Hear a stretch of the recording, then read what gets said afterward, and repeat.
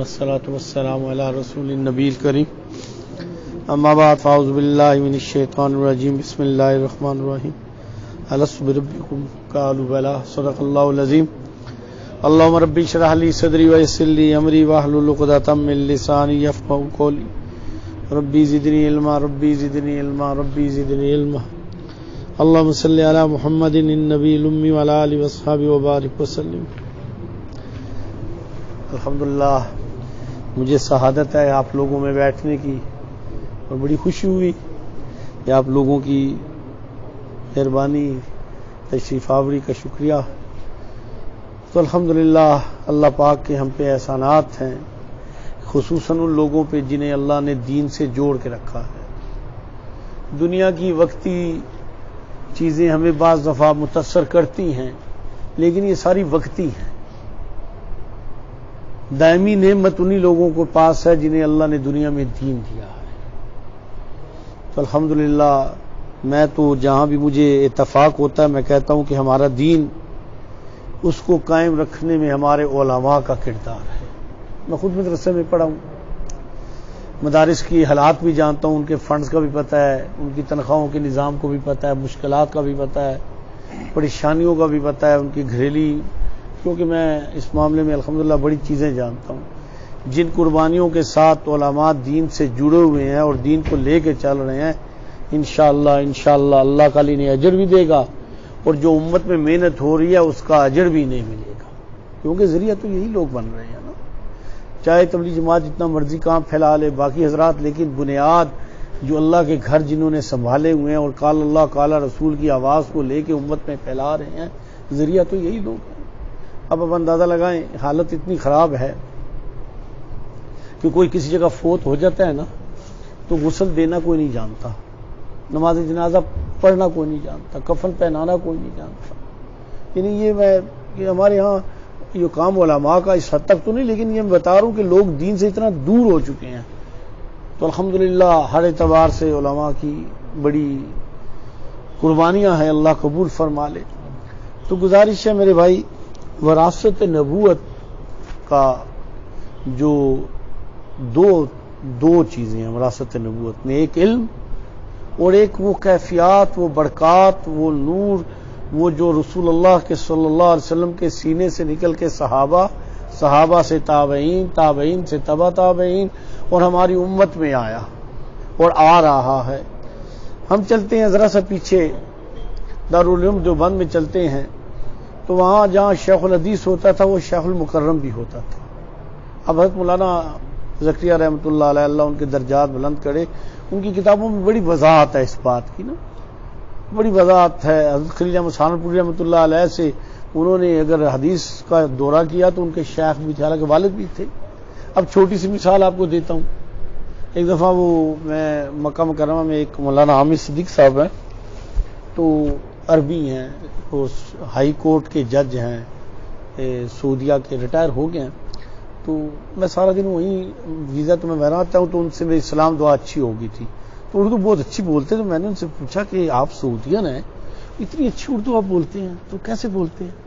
تو اس نے کہا کہ میں پاکستان میں پڑھا ہوں نا، میرے والد صاحب مجھے جب دارالعلوم بنا تھا تو میرے والد صاحب مجھے کراچی چھوڑ آئے تھے، تو تقی عثمانی صاحب، رفیع عثمانی صاحب میرے کلاس فیلو تھے، میں ان کے ساتھ ہی پڑھا ہوں۔ پھر اس کے بعد فرماتے ہیں کہ جب مفتی شفیع رحمۃ اللہ علیہ جو ان کے والد تھے، جب ان کو حضرت ڈاکٹر عبدالحی کے پاس لے کے گئے تو میں بھی ان کے ساتھ تیسرا تھا، میں بھی ان کے ساتھ گیا۔ تو حضرت ڈاکٹر صاحب کے پاس وہ لے گئے تو حضرت ڈاکٹر صاحب سے کہا یہ میرے بچے ہیں تو آپ انہیں بیعت کیجیے۔ تو حضرت ڈاکٹر صاحب نے انہیں بیعت کیا تھا تو میں نے بھی بیعت کی۔ فرماتے ہیں اگلا اتفاق ایسا ہے کہ جب وہ حضرت عبدالحی رحمۃ اللہ علیہ نے خلافت دی تو میں بھی اسی وقت تھا، مجھے بھی دی۔ اب یہاں آپ حضرات علماء ایک تھوڑا سا حضرت مفتی شفیع رحمۃ اللہ علیہ کی شخصیت کے بارے میں سارے ہی جانتے ہیں۔ پاکستان بننے سے پہلے دارالعلوم دیوبند کے مفتی تھے، انہیں بھیجا گیا پاکستان میں، مفتی تھے، دارالعلوم دیوبند کے مفتی تھے۔ اس وقت بھی مایہ ناز صاحب علم حیثیت تھے، یہاں تو مفتی اعظم کا۔ اور پھر اس کے بعد اللہ رب العزت نے یہاں بھی ان سے کام لیا، دین کا کام لیا۔ اب وہ خود بیعت بھی تھے، بیعت کرتے بھی تھے۔ میری بات کو غور سے سنیے، جو چلے اچھا بیعت غور سے سنیے۔ وہ خود بیعت لیتے بھی تھے، یعنی اور استاد بھی تھے، شیخ الحدیث بھی تھے، مفتی بھی تھے، اور اپنے بچوں کو ڈاکٹر عبدالحی صاحب کے پاس لے کے جانے کی کیا ضرورت پیش آئی تھی؟ یہاں ایک سوال کرتا ہوں میں، جو لوگ اعتراض کرتے ہیں کہ جی ٹھیک ہے ہم نے تو یہ بھی پڑھ لیا یہ بھی کر لیا، اس کی کیا ضرورت پڑ گئی؟ تو مفتی شفیع رحمۃ اللہ علیہ کو نہیں پتا تھا کیا دارالعلوم دیوبند میں کوئی کمی تھی؟ میں جب دورے میں تھا تو ہمارے جو شیخ الحدیث تھے عبدالرحمان شاہ صاحب فرماتے ہیں کہ جب میں دیوبند کے لیے گیا، دیوبند بند تھا، تو پھر میں کراچی رک گیا، تو دارالعلوم نیا بنا تھا، تو وہاں میں نے 6 مہینے پڑھا، تو مصر سے بھی استاد منگوائے گئے تھے، تو یعنی یہ بنیاد سے لیا انہوں نے بنایا، تو اپنے بچوں کو قرآن بھی سکھا رہے ہیں، حدیث بھی سکھا رہے ہیں، اور الحمدللہ اس امت کے امام بن گئے، تو انہوں نے اپنے بچوں کو ڈاکٹر صاحب کے پاس لے جانے کی کیا ضرورت تھی؟ کیا دارالعلوم کراچی میں کوئی کمی تھی؟ انہیں پتا تھا یہ میرے بیٹے یہاں علم سیکھ رہے ہیں، وہاں معرفت سیکھیں گے، جو ہمارے اکابر کا طریقہ تھا۔ حضرت حسین احمد مدنی رحمۃ اللہ علیہ شیخ الحدیث تھے، اور ایک طرف قال النبی صلی اللہ علیہ وسلم کی الفاظ استعمال ہوتے تھے، اور دوسری طرف اس دل سے وہ کیفیت بھی نکل کے قلوب پہ، شاگردوں کے قلوب میں جایا کرتی تھی۔ ایک وقت میں 2 کام چلتے تھے، زبان سے الفاظ نکلتے تھے حدیث کے، اور وہ بچوں کے کانوں میں جاتے تھے، دوسری طرف وہ حضرات کے قلوب سے وہ نور نکلتا تھا، نور نبوت نکلتا تھا، اس کی برکتیں نکلتی تھی، وہ طالب علموں میں قلوب میں جایا کرتی تھی۔ دیکھتے ہیں آج بھی بعض لوگ کسی بڑے عالم یا کسی بڑے شیخ الحدیث سے حدیث کی حضرت سند کی مجھے بھی اجازت دیجیے، لے جاتی ہے نا۔ تو اسی طرح میرے برادرم یہ برکات، یہ کیفیات، یہ نور، یہ تجلیاں بھی اسی ترتیب سے ہیں، لیکن کیا ہے جیسے حضرت مولانا صاحب نے عرض کیا نا کہ لوگوں نے اس طرف آئے ہی نہیں ہے، نہ کوشش کی، نہ اس کو سمجھا، نہ اس کو سمجھنے کی کوشش کی۔ ٹھیک ہے جی بس ٹھیک ہے، اور جیسے حضرت نے فرمایا تھا اکثر لوگ اعزازی بیعت ہو چکے ہیں، بڑے بڑے بندوں سے بھی ہوئے ہیں، لیکن کوئی اسباق، کوئی ترتیب نہیں، کوئی تصوف نہیں۔ میرے بھائی یہ جو نفس ہے نا، نفس اس کے 6 درجے ہیں۔ پہلا نفس ہمارا جو ہمیشہ برائی، گندگی، غلاظت کی طرف لے کے جاتا ہے۔ دوسرا نفس لوامہ، جب آدمی سے غلطی ہوتی ہے نا تو ندامت آتی ہے، توبہ کرتا ہے، لوٹتا ہے۔ تیسرا نفس مطمئنہ، یا ایتھا النفس المطمئنہ، یہ ایک درجہ نصیب ہو جاتا ہے ایمان کی کیفیت کا کہ آدمی اطمینان پکڑ لیتا ہے، دین میں اطمینان پکڑتا ہے، اللہ کے حکم و نبی صلی اللہ علیہ وسلم والے اعمال میں اطمینان پکڑتا ہے، اور غلاظتیں اس سے نکل جاتی ہیں، اور سے ایک سکون، ایک کیفیت نصیب ہوتی ہے۔ اس کے بعد ہے کاملہ۔ عموماً جو لفظ کامل استعمال کرتے ہیں نا، تو میں ذاتی رائے میں تو کہتا ہوں کامل بندہ پتہ کب ہوگا؟ جب خاتمہ ایمان پہ ہوگا۔ میں تو یہی کہتا ہوں کامل اس دن ہوگا جس دن اس نے ایمان کے ساتھ دنیا سے چلا گیا نا، کامل، اب شیطان سے بھی آزاد ہو گیا، ورنہ جب تک ہے نفس، یہ شرارتیں، یہ، لیکن لفظ کاملہ استعمال۔ اس کے بعد راضیہ۔ راضیہ وہ ہے جو ہر طرح اللہ سے راضی ہو گیا۔ ایک ہے نا حدیث سے نا کہ اللہ پاک فرماتے ہیں کہ جو بندہ مجھ سے راضی ہو گیا نا، میں رب اس سے راضی ہو گیا۔ اور اس سے اگلا ہے مرضیہ۔ رضا، راضی ہونا بھی ایک فعل ہے جس میں نفس ہے جس میں راضی ہوں، نہیں مرضیہ، میری مرضی ہی نہیں، اللہ کی مرضی۔ یا ایتھا النفس المطمئنہ ارجعی الی ربک راضیۃ مرضیہ۔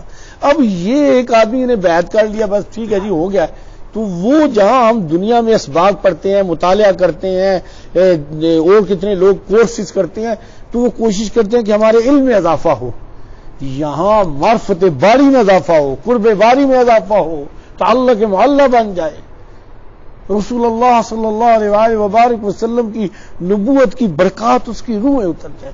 ایک بات یاد رکھیے، ایک یہ وجود ہے، وجود کھاتا بھی ہے، پیتا بھی ہے، سوتا بھی ہے، لذت بھی حاصل کرتا ہے، شہوت بھی ہے، سارا کچھ ہے نا، بہت کچھ ہے، لیکن ایک روح ہے جو اس کے اندر ہے، جب یہ نکل جاتی ہے تو یہ وجود مٹی میں چھوڑ آتے ہیں اور اپنے ہاتھوں سے مٹی ڈال آتے ہیں۔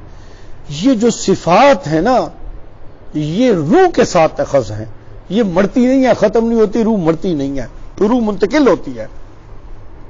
وقتی وجود سے نکالی جاتی ہے وقتی، اور اپنی ساری صفات لے کے، ساری کیفیات لے کے روح نکلتی ہے، اس سے ضائع نہیں ہوتے بلکہ اضافہ ہوتا ہے۔ جیسے انہوں نے ایک جگہ حاجی صاحب کا کول کیا ہے، تو میں نے حضرت جی رحمۃ اللہ علیہ کے پاس بیٹھا تھا، تو حضرت جی رحمۃ اللہ علیہ نے سے کسی نے کہا حضرت جی کیا بنے گا، اب آپ ہیں تو یہ بہاریں بھی ہیں، ذکر ہے، اذکار ہے، مراقبات ہیں، الحمدللہ یہ کیفیات ہے۔ تو اس نے فرمایا دعا فرماؤ اللہ خاتمہ ایمان پہ کرے، یہ آج دی تھی حضرت، فرمایا دعا فرماؤ کہ اللہ خاتمہ ایمان پہ کرے، اگر خاتمہ ایمان پہ نہیں ہوا اپنا کچھ نہیں ہوگا، کسی کا کیا بنے گا۔ اور فرمایا کہ اگر انشاءاللہ اللہ نے خاتمہ ایمان پہ فرما دیا کر دیا تو پھر یہ 4 گز کی مٹی کی کوئی حیثیت نہیں ہے۔ جب دنیا سے روح نکلتی ہے تو اس کے اندر صفات و پاکیزگی اور اس کی قوت زیادہ ہو جاتی ہے، اور یہ کوئی قبر پرستی نہیں کی جاتی۔ یہ جو روح ہے، میں ایک آپ کو اس کی وضاحت کر دوں، ہوتا کیا ہے، اللہ اللہ کرنے سے، شیخ کی تربیت سے روح کے اندر ایک صفت آ جاتی ہے کہ وہ دوسری روح سے فیض اخذ کرنے والی ہو جاتی ہے۔ اب نہ سمجھ آنے کی وجہ سے اسے شرک بھی، قبر پرستی میں بھی لے کے چلے جاتے ہیں۔ وہ قبر کا کیا تعلق ہے اس سے بھائی؟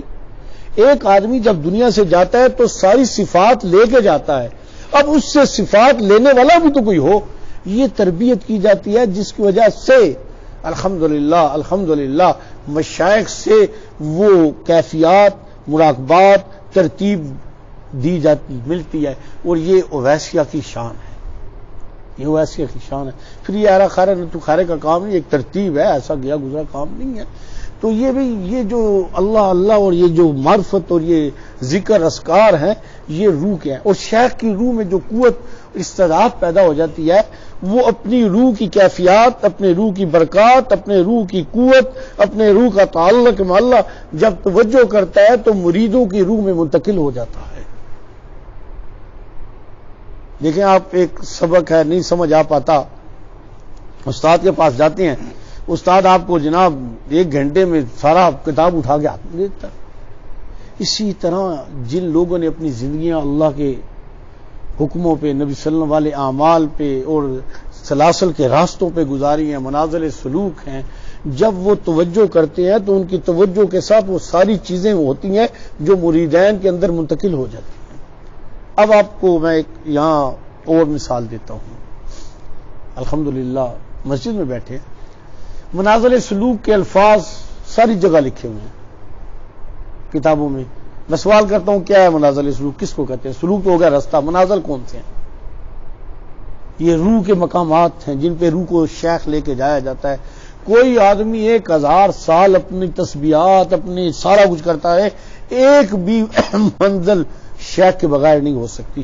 ثواب ملتا رہے گا، ثواب کا کوئی، اس سے ہمیں کوئی عمل دخل نہیں، شاید بہت زیادہ مل جائے، لیکن منازل سلوک قرب باری کے مدارج نہیں ہوتے۔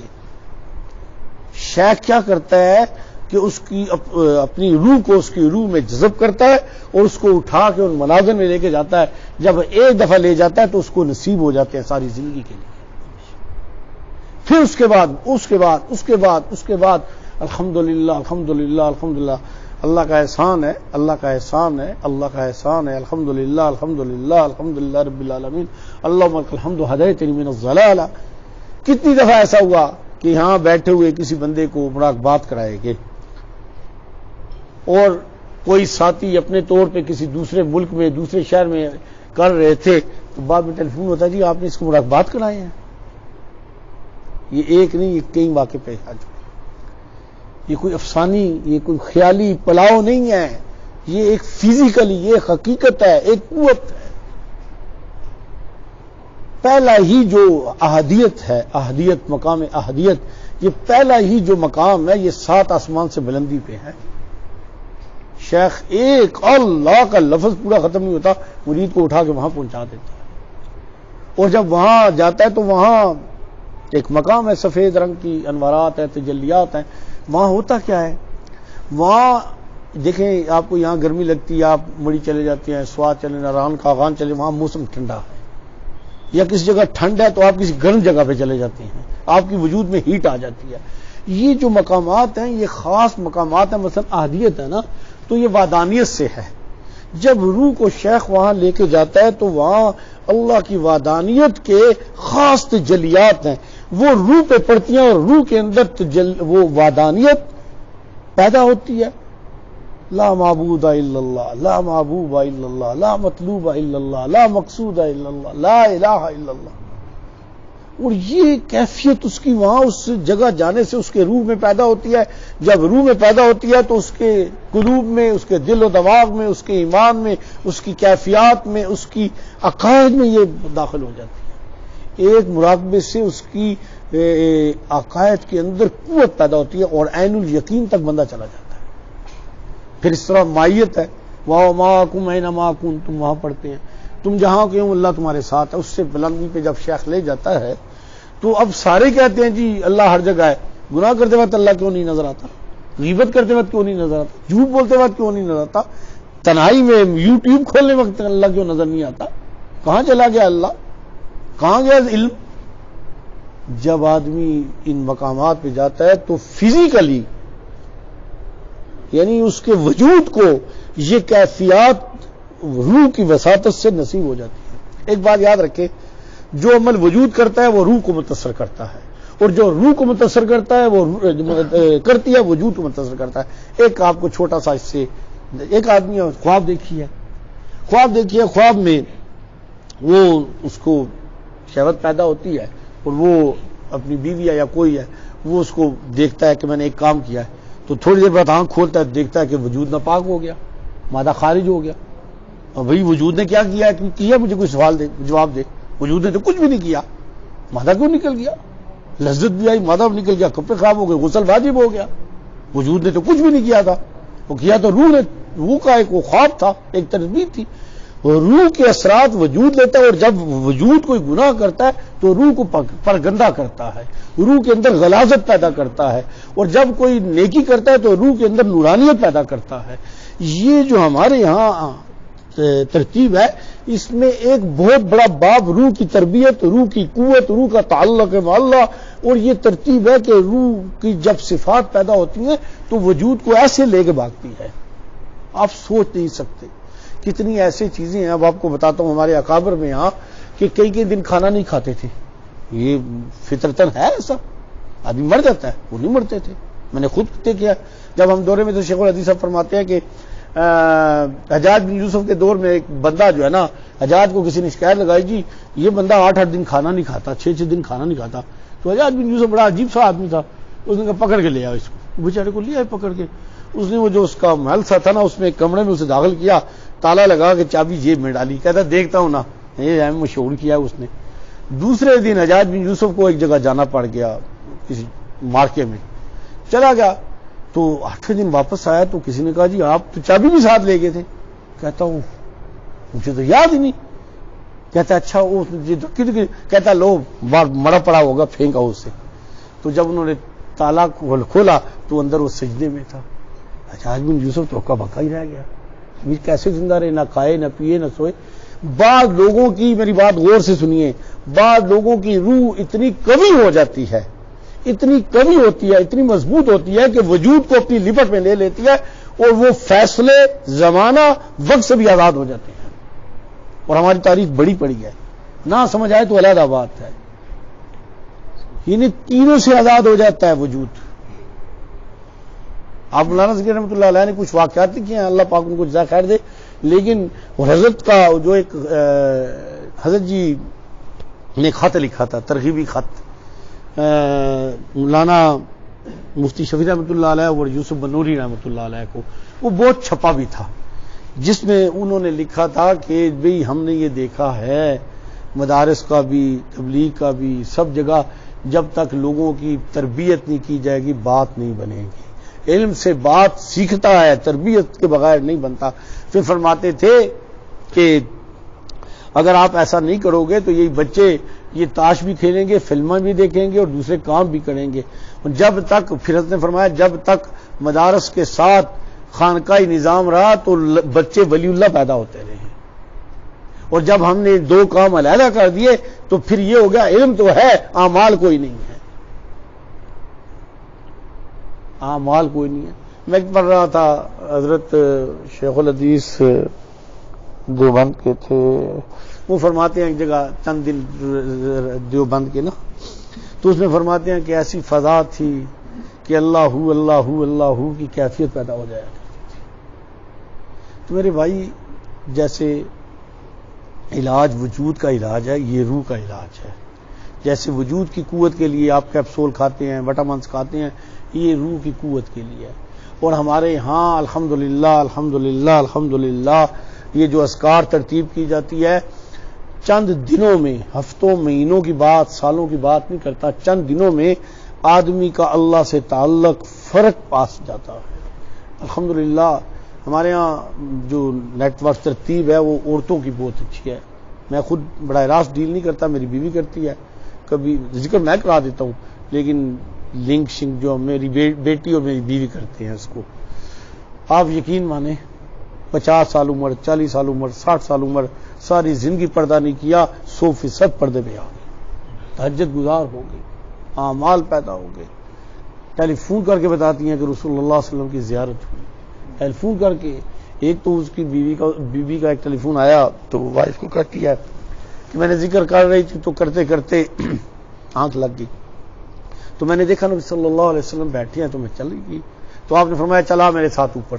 فرماتے ہیں میں جو اوپر لے گئی تو مجھے اللہ کی تجلیات نصیب ہو رہی تھی۔ تو میرے بھائی، یہ میرا کمال نہیں ہے، میری کوئی اوقات نہیں، میری کوئی حیثیت نہیں، نہ کل، آج، نہ آئندہ، یہ اللہ کے نام کی برکت، سلسلہ عالیہ کی برکت اور مشائخ کی محنت کا ثمرہ ہے۔ تو میں آپ لوگوں کو اللہ آپ کے علم میں برکت دے، آپ کے اعمال میں برکت دے، آپ کی دنیا کی ترتیبوں کو اللہ پاک بہتر بنا دے، اور اللہ پاک جس کام میں لگے ہیں اس کو اللہ پاک اپنے ہاں قبول فرما لے۔ آپ اس چیز کو کر کے دیکھیں تو آپ کو محسوس ہوگا کہ واقعتاً علم کے ساتھ ایک کیفیت بھی نصیب ہونا شروع ہو جائے گی، اور یہ کیفیات جو ہوتی ہیں اس کا مقام انسانی دل ہے۔ اب ایک چھوٹی سی یہاں عرض کر دوں، یہ جو لفظ شروع میں مجھے بھی سمجھ نہیں آتی تھی نا، پھر الحمدللہ اللہ پاک کا بڑا احسان ہوا، یہ جو لفظ کافی جگہ قلب استعمال ہوتا ہے، عربی کا لفظ ہے جس کے دل کہتے ہیں، تو میں بڑا غور کرتا رہا کہ یہ کیا ہے، کیوں اس کو حیثیت ہے۔ پھر اللہ جل شانہ نے اس کی سمجھ بوجھ عطا فرمائی، وہ یہ ہے کہ یہ وجود ہے نا، وجود تو اس کے اندر روح ہے، اور یہ سر کے بالوں سے پاؤں کے ناخن تک وجود ایسی سارے ہیں، جیسے حدیث میں آتا ہے نا، کھینچا جاتا ہے، نکالا جاتا ہے۔ میں نے مرتے ہوئے بہت لوگ دیکھے ہیں، کلمہ پڑھتے بھی دیکھے ہیں، ان کی یہ دیکھی ہے، پہلے پاؤں ڈسٹرب ہوتے ہیں، آخری سب سے آخر بہت الحمدللہ کلمہ پڑھایا بھی، کتنے نے پڑھا بھی تو دنیا سے کہ، تو روح سارے وجود میں ہوتی ہے، سارے وجود میں ہوتی ہے۔ اچھا، اب جو وجود میں روح ہوتی ہے نا، تو وجود میں جو خاص اس کو اللہ نے ایک مقام دیا ہے نا، وہ اس کا پہلا لطیفہ ہے، اور یہ وہ جگہ ہے جو دل والی جگہ ہے۔ اب اس پہ میں نے پھر اللہ پاک سے مدد بھی مانگی، اللہ نے سمجھ عطا فرمائی۔ اب یہ بیت اللہ ہے نا، تو بیت اللہ میں یہ جو پتھر ہے نا، یہ صرف نشاندہی کے لیے ہیں، بتا دیا گیا یہ جگہ ہے۔ اگر انہی پتھروں کو اٹھا کے چند گھر پڑے کر دو تو طواف کرنا اس کا حرام ہوگا، پتھروں کا، اس جگہ کا طواف کیا جاتا ہے۔ اور جب اس جگہ کا طواف کیا جاتا ہے تو پتھر ہے، طواف تجلی باری کا کیا جاتا ہے جو ان پتھروں پہ برس رہی ہے۔ سدرۃ المنتہا سے تحت الثری تک ایک نور کی تجلی ہے۔ ایک آدمی ہمالیہ پہ چلا جائے، بیت اللہ تو نیچے ہے، رخ ادھر ہی کرے گا۔ ایک آدمی 3 میل نیچے چلا جائے، بیت اللہ تو اوپر ہے، رخ ادھر کرے گا۔ یہ ایک نور کی تجلی ہے، اور فرماتے ہیں حضرات صوفیاء کہ جس دن یہ رک جائے گی نا، وہ قیامت کا دن ہوگا۔ دنیا کی زندگی اس تجلی سے ہے، اور یہ اترتی ہے۔ اسی طرح نا یہ جو دل ہے نا، یہاں اللہ نے انسان کے اس وجود میں یہ جگہ مقرر کی ہے، اور یہ روح کا مقام ہے، لطیفہ قلب ہے، باقی لطائف بھی ہیں لیکن مین یہ ہے۔ تو اتفاق بھی ایسا ہے کہ دل بھی یہاں ہے۔ اگر بالفرض محال کسی کا یہ خون کا لوتھا دائیں جانب ہو جیسے ہو سکتا ہے تو، لیکن انوارات، کیفیات، برکات اسی مقام پہ ہوتی ہے۔ تو حضرات صوفیاء کے ہاں جو توجہ کی جاتی ہے، وہ جب روح پہ کی جاتی ہے اور لطائف پہ کی جاتی ہے تو وہ منور ہوتے ہیں۔ اب ایک آدمی ہے، بڑا خوبصورت ہے، کان کام نہیں کرتے، تو ایک کمی تو ہے نا، آنکھ کام نہیں کرتی، کمی ہے، زبان کام نہیں کرتی، ناک کام نہیں کرتا۔ اسی طرح روح ہے، روح کے بھی مقام ہے، یہ حواس خمسہ ہیں، روح کے ان کے حواس کو لطائف کہا جاتا ہے کہ روح لطیف ہے۔ حضرات صوفیہ کے ہاں یہاں ہمارے پاس یہ ان جو روح کے مقامات ہیں ان کو مضبوط کیا جاتا ہے، قوی کیا جاتا ہے، ان میں نور پیدا کیا جاتا ہے، جس کی وجہ سے روح کے اندر استعداد پیدا ہوتی ہے۔ تو یہ ذکر اذکار اس اعتبار سے الحمدللہ الحمدللہ الحمدللہ الحمدللہ، اور کوئی بھی ایسا دنیاوی کوئی بھی دندہ کوئی ترتیب نہیں ہے۔ الحمدللہ ایک اللہ کا نام ہے، اسی کی دعوت دی جاتی ہے، اسی کی طرف بلایا جاتا ہے، اور آپ اس کو خود صبح شام 10 منٹ لگائیں، 10-15 منٹ کریں، آپ چند دنوں کے اندر یہ محسوس کریں گے کہ دل میں نورانیت، اللہ سے حیا، کیفیات، برکات اور خشیت اور دل کی سختی ختم ہوگی، محسوس ہوگا، رقیق القلب ہوں گے، راتوں کو اٹھنے کا جی چاہے گا، اللہ سے باتیں کرنے کا جی چاہے گا۔ الحمدللہ جی ذکر میں اتنے بچے ہم نے دیکھے ہمارے ساتھ آ کے بیٹھتے، ہفتہ 10 دن 15 دن نہیں گزرتے تو کہتے ہیں جی میں تو اللہ سے باتیں کرتا ہوں، مزہ آ جاتا ہے۔ ہونا بھی ایسا چاہیے کہ ہم اللہ سے باتیں کریں، اللہ کو سنائیں۔ اللہ تو یہ چاہتا ہے میرا بندہ مجھ سے بات کرے، مجھے سنائے، کیوں سناتا کسی اور کو؟ تو یہ ترتیب ہے جی۔ اللہ پاک آپ لوگوں کا آنا بیٹھنا قبول فرمائے، آپ مصروف لوگ تھے، آپ لوگوں کا آنا اللہ قبول کرے، اور اللہ رب العزت مجھے آپ کو ہم سب کو اس کی توفیق دے۔ کوشش کرے تو انشاءاللہ اللہ پاک یہ کرے گا، اللہ رب العزت خیر و عافیت فرما دے، اللہ ہم سب کے گناہوں کو معاف فرمائے۔